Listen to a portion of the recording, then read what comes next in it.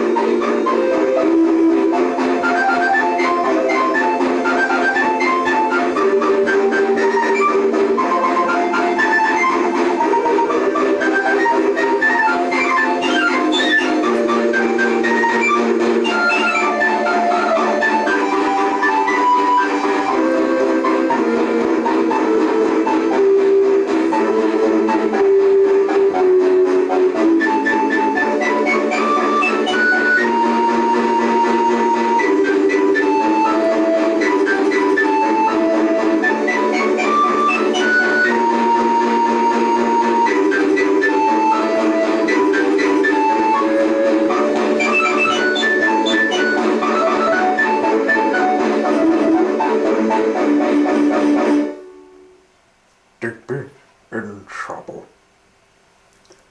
Digby was working very well.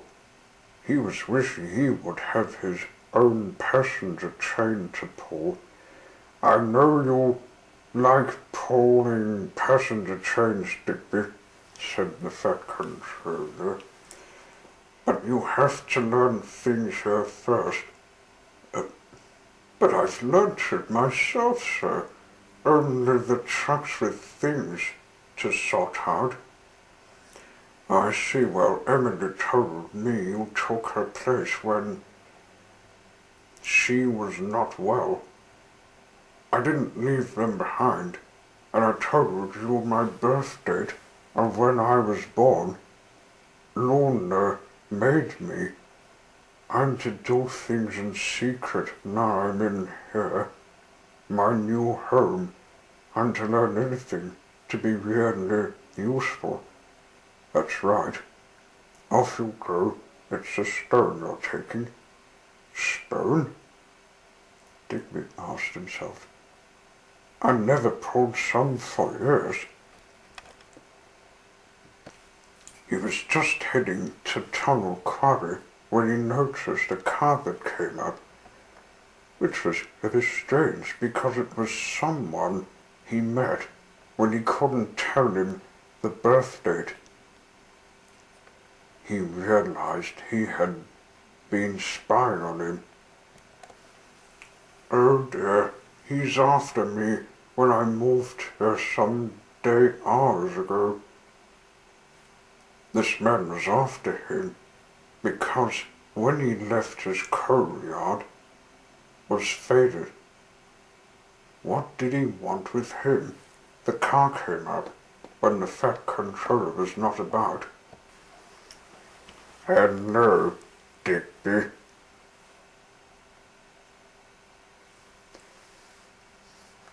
So you were born in 1970? Well, it's time I'm to take you back to England because the police I called want a word with you.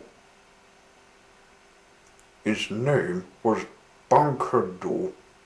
He retired to find him after he left for Tasman Sodor. Who made you, and why didn't you tell me your birth date? Digby knew who his maker was, but he had just said a lie to the man. He had been asked the first time, now he was asked the second time. He didn't want his life to end. A train factory in England, Bunkerdoo. I was made there. You can ask them if you take me back to England. The factory, you say? In 1970? Well, that's where I shall take you. Bunker Joe seemed to be grinning a smug grin, but he didn't know Digby was lying to him. Come on, tell the ship I booked one for us. Digby pretended to be excited so as not to get him realizing his trick.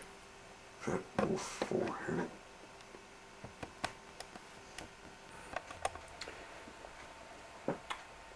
When they got to England, he saw the police waiting. I found him, sirs. The engine you want to explain to. The police officer stepped up to Digby.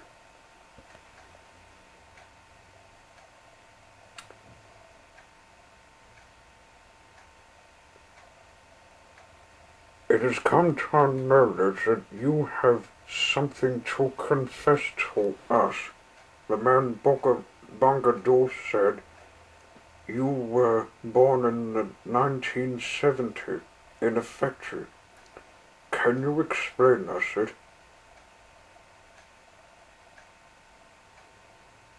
Of course I will, said Digby. I was made from the man, and he began putting in a make-up sentence just to make sure he can escape to get home. One of my first jobs is at the quarry. The police in Bungadoo seemed surprised at this story. To tell the truth, he was lying, so he could get back to Tasman Sodor. He wanted to show no sweat. Whatever word with the boss, Bungadoo, will stay with you.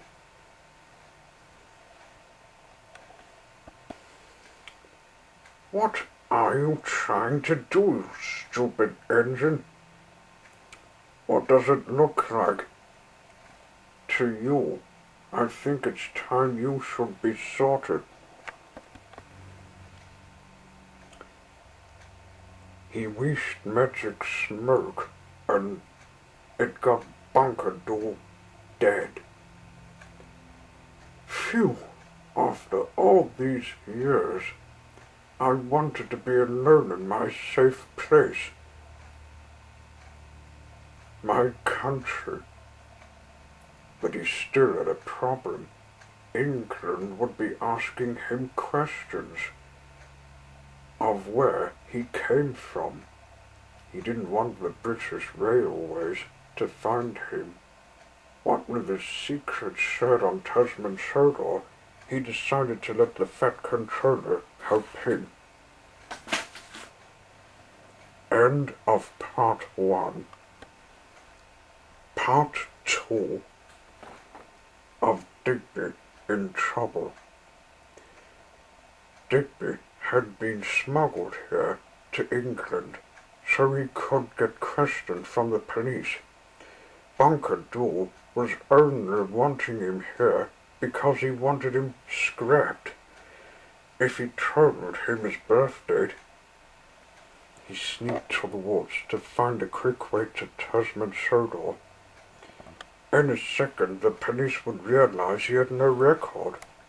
Luna said to me it's up to me to solve this problem. When I get smuggled here from Tasman Sodor, I'll have to tell a lie.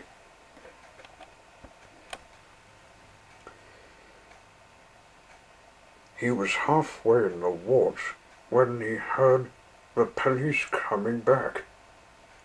He was just in time to let them shout saying Digby has escaped.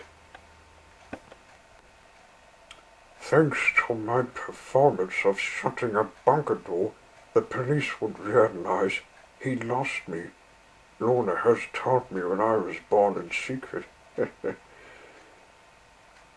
While the police are sorting out Bungadoo, now's my chance to find the magic tunnel. Nobody has been told about it, and the Fat Controller has to be told about this affair. Digby ran into the woods. He went steaming to the tunnel just behind the trees. When he arrived in Tasman's Sotor,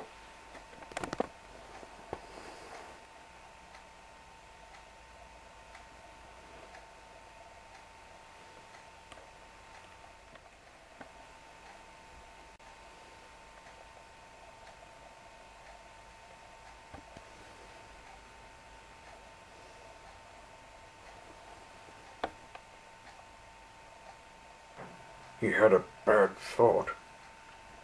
I hope the Aussie police leave me alone. I can't abide going back. And when I tell them a lie, I get scrapped. The fat controller came up. Digby, there you are. Why didn't you go to work? I got smuggled, sir, to England. Bunker door, listen to me telling you I was born in 1970. I told a lie to the police. I had the chance to kill my enemy. And far worse than that, the Aussie police will know my story. And I'll get sent back the third time. And just as I tell them a lie, they will do the same thing as Bunker would skirt me. Oh, well, you'll be glad to know Luna told me you were made in the seaside. And your secret is not to be told to anyone that doesn't know your birth date. I'll phone every country police to tell them you were made in the factory. Luna also made your records. I asked her if I can put in make-up words. So, you can be safe. Thanks, sir.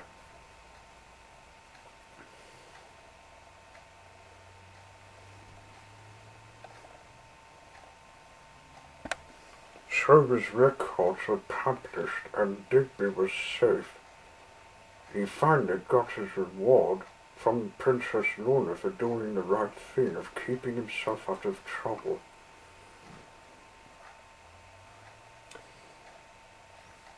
He's just getting it. Troubles. No more troubles for me, he chuckled.